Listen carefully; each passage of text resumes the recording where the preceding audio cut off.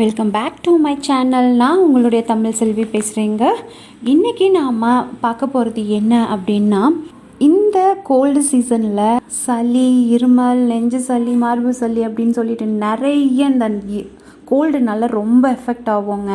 அதிலேருந்து நம்ம தப்பிக்கிறதுக்கு ஒரு சுலபமான ரொம்ப ஈஸி வேல நம்ம வீட்லேயே ஒரு ரெமெடி செஞ்சு நம்ம அதை பண்ணோம் அப்படின்னா கண்டிப்பாக அந்த கோல்டோ கஃபோ இருந்துச்சுன்னா கண்டிப்பாக போயிடும்.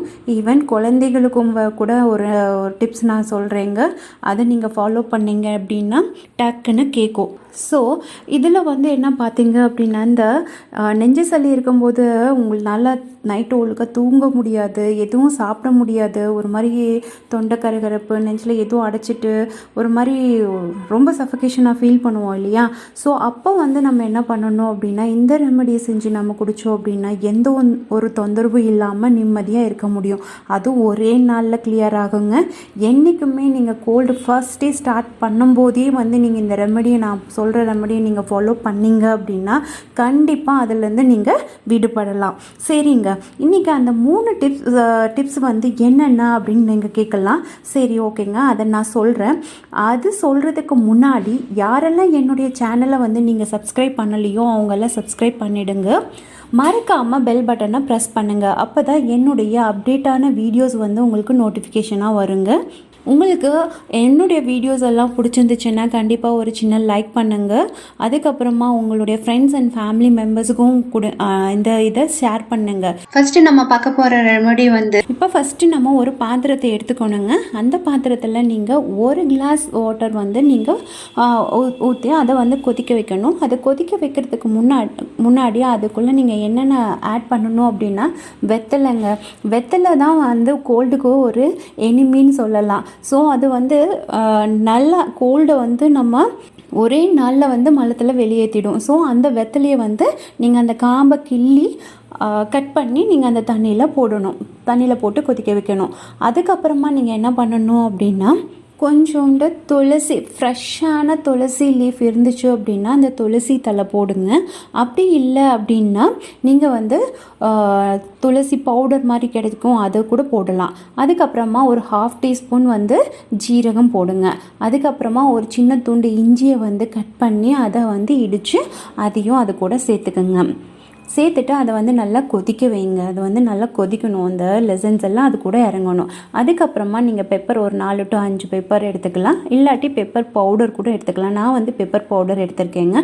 ஸோ அதை போட்டுட்டு நல்லா கொதிக்க வைங்க. அந்த 1 டம்ளர் தண்ணி அப்படின்றது ஒரு 1/2 டம்ளர் தண்ணியாக வரணுங்க. அந்த 1/2 டம்ளர் தண்ணி ஒருத்தருக்கு பெரியவங்களுக்கு கரெக்டாக இருக்கும். அந்த தண்ணியை நீங்கள் என்ன பண்ணுறீங்க அப்படின்னா, ஒரு 1/2 டம்ளர் அளவுக்கு நீங்கள் நல்லா கொதிக்க வச்சுட்டு அந்த தண்ணியை ஃபில்டர் பண்ணி, பெரியவங்களாக இருந்துச்சுன்னா அந்த 1/2 டம்ளர் அப்படியே ஒருத்தர் குடிக்கலாம். அதே குழந்தைங்களாக இருந்தால் அவங்க ஒரு 5 இயர்ஸ்க்கு மேலே இருந்தாங்கன்னா அவங்களுக்கு ஒரு 1/4 டம்ளர் அளவுக்கு நம்ம கொடுக்கலாங்க. ஸோ இதில் நம்ம எந்த ஒரு சைடு எஃபெக்ட்டும் வராது. ரொம்ப நல்லது தான், ரொம்ப நல்லா கேட்குங்க. இது நீங்கள் ஒரு நாளைக்கு 2 டைம் குடிக்கலாம். கோல்டு ரொம்ப இது எடுத்துக்க வேணாம். ஒரு நாளைக்கு 2 டைம் எடுத்து 2 நாள் எடுத்துக்கிட்டிங்கன்னா ரொம்ப நல்லாயிருக்கும். அது போக இல்லாமல் நீங்கள் நார்மலாக கோல்டு இருக்கும்போது இந்த ரெமெடியை குடிச்சிட்டு ஒரு ஹாட் வாட்டர் ஸ்ட்ரீமும் எடுத்துக்கணுங்க. ஒரு டைம் ஒரு 5 மினிட்ஸ் அந்த ஸ்ட்ரீம் எடுத்துக்கிட்டிங்கன்னா கண்டிப்பாக ஒரே நாளில் உங்களுக்கு கோல்டு ரிலீஃப் ஆகிடுங்க. ஸோ இது ஒரு மெத்தட். ஸோ செகண்ட் மெத்தட் நம்ம பார்த்துக்கிட்டிங்க அப்படின்னா, ஒரு லெமன் எடுத்துக்கோங்க.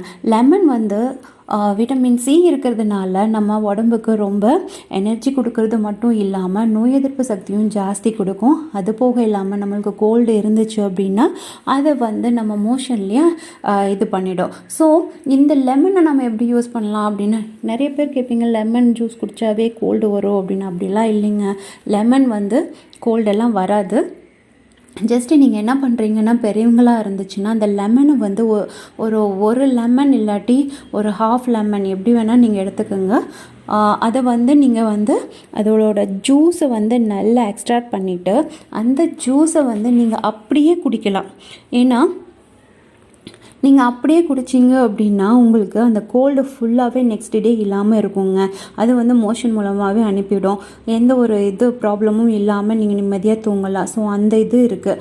அப்படி இல்லையா, என்னால் ஃபுல்லாக அப்படியே குடிக்க முடியாது அப்படின்ட்டு நினைக்கிறவங்க என்ன பண்ணணும் அப்படின்னா, ஒரு பாத்திரத்தில் ஒரு 1/2 டம்ளர் தண்ணியை ஊற்றிட்டு இந்த லெமன் புழிஞ்சிங்க இல்லையா, ஸோ அந்த லெமனோட தோலை கட் பண்ணி அந்த தண்ணியில் போட்டு ஒரு 2 செகண்ட்ஸ் to 5 செகண்ட்ஸ் வரைக்கும், நீங்கள் 5 செகண்ட்ஸ் தாங்க நான் சொல்கிறேன், லைட்டாக வெதுப்பான இருக்கிற தண்ணியை எடுத்து இந்த 1/2 லெமன் ஜூஸ் இருக்கு இல்லையா, அது கூட அந்த தண்ணியும் மிக்ஸ் பண்ணிவிட்டு ஃபில்டர் பண்ணிவிட்டு நீங்கள் அந்த தண்ணியில் லைட்டாக கொஞ்சோண்டு உப்பு போட்டு நீங்கள் அதை குடிக்கலாம். ஸோ நீங்கள் அப்படி குடிக்கும்போது ரொம்ப வந்து புளிப்பு இருக்காது, நார்மலாக இருக்கும். கொஞ்சம் வெதுப்பாக இருக்கும்போது உங்கள் தொண்டைக்கு இதமாகவும் இருக்கும் குடிக்கிறதுக்கு. ஸோ நீங்கள் வந்து பெட்டராக ஃபீல் பண்ணுவீங்க. நான் வந்து எப்போவுமே வந்து இந்த லெமன் வந்து டக்குன்னு லைட்டாக தொண்டை ஏதாவது ப்ராப்ளம் இருந்துச்சு அப்படின்னா டக்குன்னு ஒரு லெமனை புழிஞ்சு ஒரு 1/2 டம்ளர் தண்ணி ஊற்றி அப்படியே டக்குன்னு குடிச்சிருவேங்க. ஸோ அது வந்து ரொம்ப கேட்கும். நெக்ஸ்ட் டே இல்லாட்டி நைட்டு எந்த ஒரு ப்ராப்ளமும் இருக்காது. ஸோ நம்மளுக்கு கோல்டு சரி ஆகிடும். ஸோ இது வந்து 1/2 டம்ளர் அப்படின்றது நம்ம குடிச்சிக்கிட்டோன்னா ஓகே. அதே சின்னவங்களாக இருந்தாலும் கம்மியாக கொடுத்தீங்கன்னா ஓகே. ஸோ இதுங்க வந்து ஒரு 3 இயர்ஸ்க்கு மேலே இருக்கிற குழந்தைங்க ஒரு 1/4 டம்ளர் நீங்கள் கொடுத்தீங்கன்னா ஓகே ஆகிடுங்க. தேர்டு வந்து நான் டிப்ஸு சொல்கிறது வந்து குழந்தைங்களுக்கு வந்து ஒரு 2ன்றது 1.5 இயர்ஸ்லேருந்தே நான் சொல்கிறேங்க. 1.5 இயர்ஸ்லேருந்து 8 இயர்ஸ் வரைக்கும் நீங்கள் வந்து இது பண்ணலாம். இந்த ரெமெடி வந்து பாட்டி வைத்தியம்னு சொல்லுவாங்க. ஆக்சுவலி நாங்கள் குழந்தையா இருக்கும்போது எங்கள் அம்மாங்கள்லாம் இந்த மாதிரி தான் பண்ணுவாங்க. ஈவன் எங்கள் குழந்தைங்களுக்கும் எங்கள் அம்மாங்க இது தாங்க செஞ்சாங்க. ஈவன் நானும் இப்போவும் என் குழந்தைங்களுக்கு இது தான் நான் பண்ணிட்டு வரேன்.